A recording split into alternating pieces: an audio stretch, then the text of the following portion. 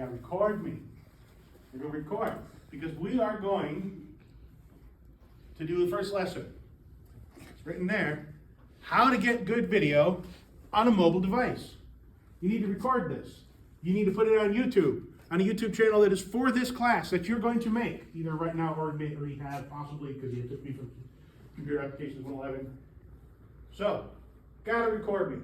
Gotta record me. So everybody's gotta record, but the things I'm saying to your faces, not mostly, actually I'm walking around being silly. I'm purposefully making it difficult for you to record me. Because the first step in getting good video on a mobile device, the very first step to getting video on a mobile device, please turn your phone sideways. No more portrait video ever. Landscape. Although I know some of you actually have a little button that turns, even when you're holding a portrait, it makes it go landscape. I understand that. Hold it landscape.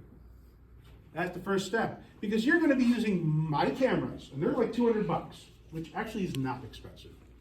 However, you break it, you got to buy me a new one. They won't give you your diploma until you buy me a new one. So, landscape. 2 hands. How much does this thing cost? And my parents bought it for me.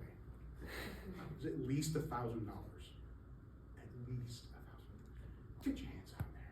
Mine are only $200. This is $1,000 too. But my video cameras, my camcorders, they are $200.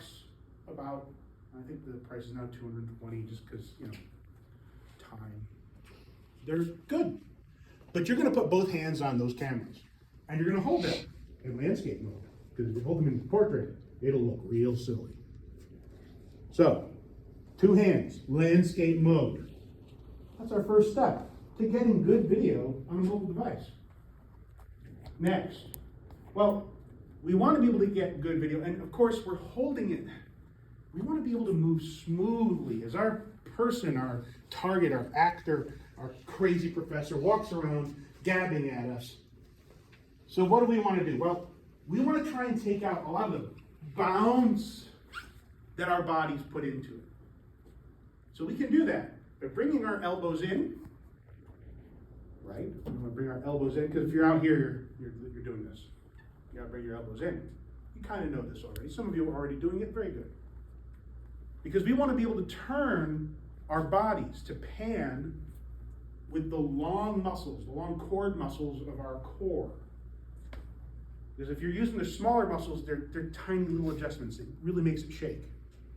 You bring those elbows in. You want to plant yourself. Right? Keep the elbows in. Plant yourself. Your heels underneath your shoulders. Bring yourself back on your haunches a little bit. Don't lock your knees, because if you do, you'll vibrate. And every small motion really just gets amplified. Bend your knees a little bit. Not full horse stance, right? Just plant yourself well. Bring yourself back on your haunches. Elbows in. And turn with those long core muscles. Ooh, look how much more smooth that is. Right? You can do this. Instead of like this. I don't care if you look goofy. You're recording here, right? You have to think about, how is the camera seeing? It's another eye. It's an external eye that we are controlling. Now on top of that, when you have a subject, like me, who's moving around, saying things loudly. Uh-oh, ran out of space. Oh no. Saying things loudly, we got to keep that subject in the center of the frame on our cameras. Got to keep it in the center of the frame, because that center of the frame, that middle of what you're looking at, that middle part, that's where the focus is the best on these cameras, on these lenses, on the ones that you're looking at me with. They're circular, just like your eye. And because of that, the edges of the frames are bent and distorted. Light comes into those parts at a different rate. Now the software normalizes that a lot. It really does a pretty good job. The software in your head does the same thing. It's taking that information and it's sort of glossing it out. It's kind of flattening it out a little bit.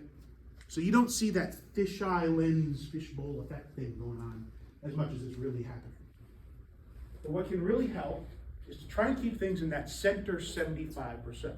And you might notice on my phone, I have enabled the little grid marks on there. And a lot of phones have that functionality. Some of them even have the center 75 line, which actually puts a little border around the edges, helps keep you off that border. The camcorders that we will be using for this class, I've already pre-enabled that on there. It doesn't, it doesn't put that on top of the video. It's just so that you can see it. It turns it on the screen itself. So if you can, turn on that grid. That will really, really help you get better video. Keeping somebody in that center 75%. Keep them out of the borders. Okay, I'll turn that back around. Okay, so now, we got 4 things so far. Landscape, both hands. Bring those elbows in. Let's stand nice. Center 75. Last one is this. If you can, become the tripod. Let's become tripods. Get up against the walls. Get up against the board. Push your shoulders right into the wall. Board's clean. They cleaned it. Nobody's used it yet. Just clean it. Right. Get your shoulders on there. Okay. 1 foot out. 1 foot in. I am now, my body, all of me, is being put into this wall, and I've got my elbows in. I'm turning with my core muscles. And that's just nicely separated from it. The video will come out very smooth right now. It'll be panning. Yes, you notice that you went from doing this, having phone in front of your face. Now it's down here, isn't it? In a much more natural position. You can look down and see. You can also be pretty assured whatever's going on here is similar to what you're seeing up here. Your video is coming in smoother and nicer.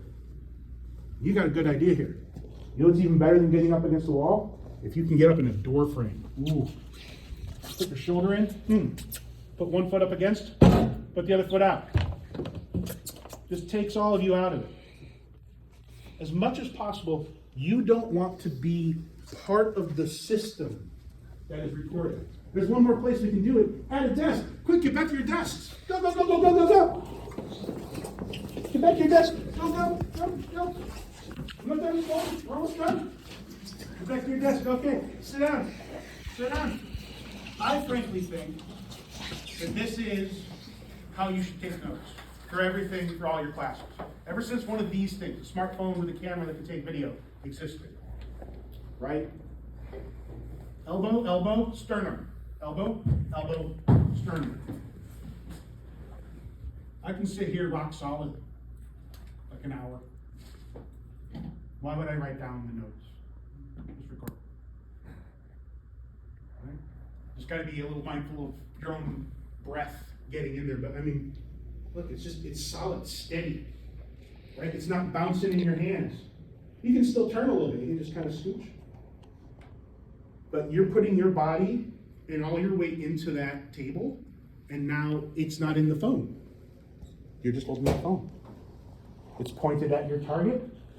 Hopefully your professors are ones that are got the clue in their head that when they're talking to you, they turn towards you so you can hear them instead of them talking into the board like this.